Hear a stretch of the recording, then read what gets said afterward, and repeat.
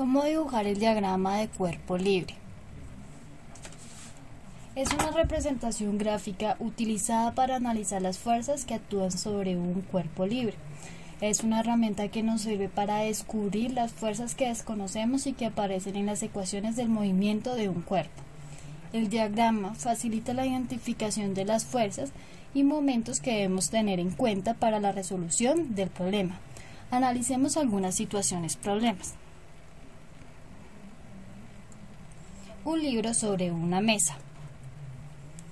Es una situación sencilla donde pocas fuerzas interactúan para que el libro se encuentre en esta posición sin movimiento, pero es necesario hacer la representación del diagrama de fuerzas en un plano cartesiano. Otro ejemplo que observamos es la que se emplea un movimiento, una persona empujando a un bloque.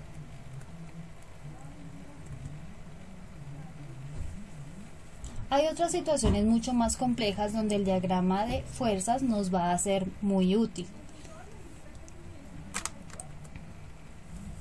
Por ejemplo, dos bloques en contacto empujados hacia la derecha sobre la superficie lisa.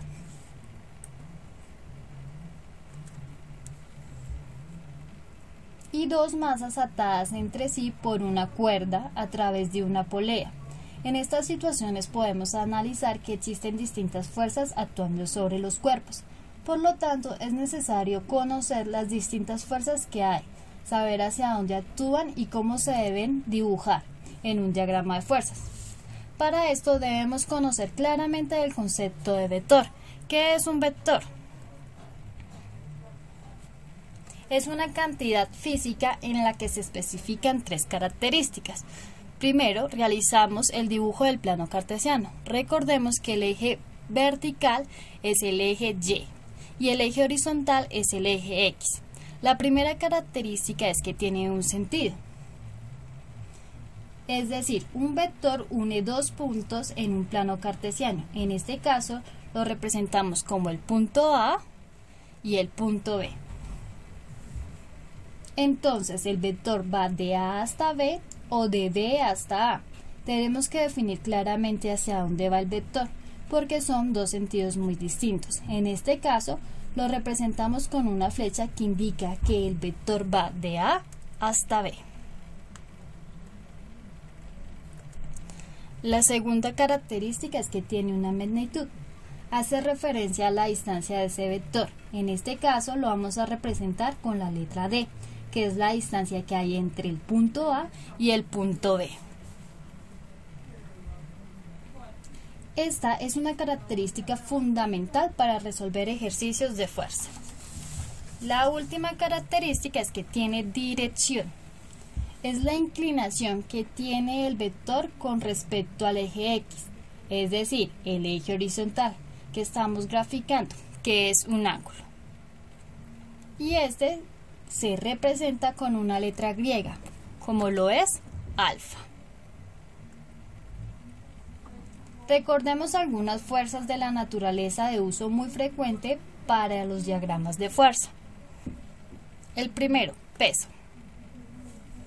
Es la fuerza que la Tierra ejerce sobre el cuerpo y se representa como W en mayúscula y una flechita que indica fuerza. Tensión. Es la fuerza que una cuerda ejerce sobre los cuerpos atados a sus extremos y suele notarse como T mayúscula y una flecha que indica fuerza.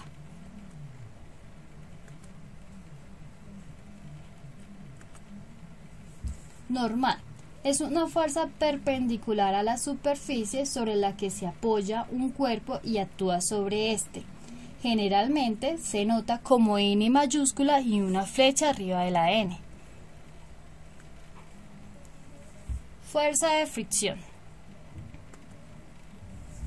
Se manifiesta como una resistencia al movimiento debido a la interacción de contacto del objeto con el medio que lo rodea. Esta es muy importante en la vida diaria, ya que nos permite caminar, sostener objetos, entre otras. Y se nota como F sub F, fuerza de fricción. Al igual, tiene una flecha arriba de estas. Y la última que vamos a tener en cuenta es la fuerza aplicada, que es aquella fuerza externa que actúa directamente sobre un cuerpo y se nota como F sub A, fuerza aplicada. Y al igual que las otras tiene una flecha arribita para indicar que es una fuerza. Miremos un ejemplo.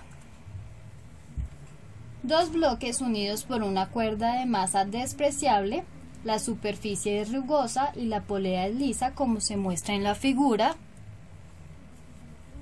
Realice el diagrama de fuerzas de cada cuerpo. Tenemos que tener en cuenta que encontramos dos cuerpos. El primero lo vamos a denotar como M sub 1 y el segundo como M sub 2. Entonces, las fuerzas que actúan en el cuerpo M sub 1 sería la fuerza normal, que es la fuerza que ejerce la mesa, la fuerza fricción, que es la fuerza de la superficie rugosa de la mesa, la fuerza del peso, que es la que la tierra ejerce sobre el cuerpo,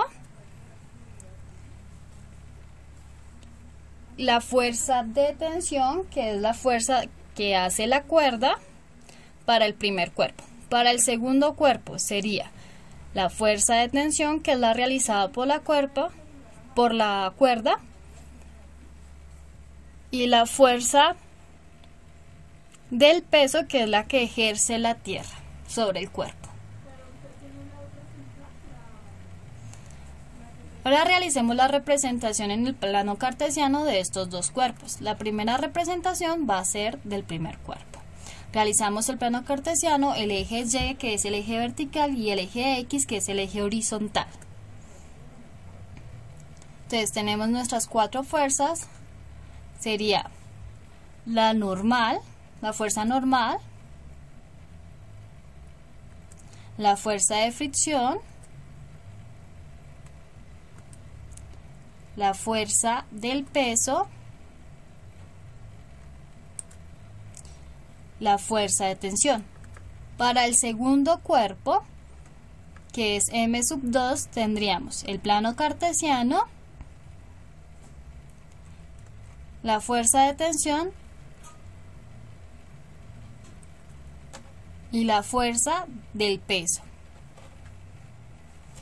que es la que ejerce la tierra sobre el cuerpo.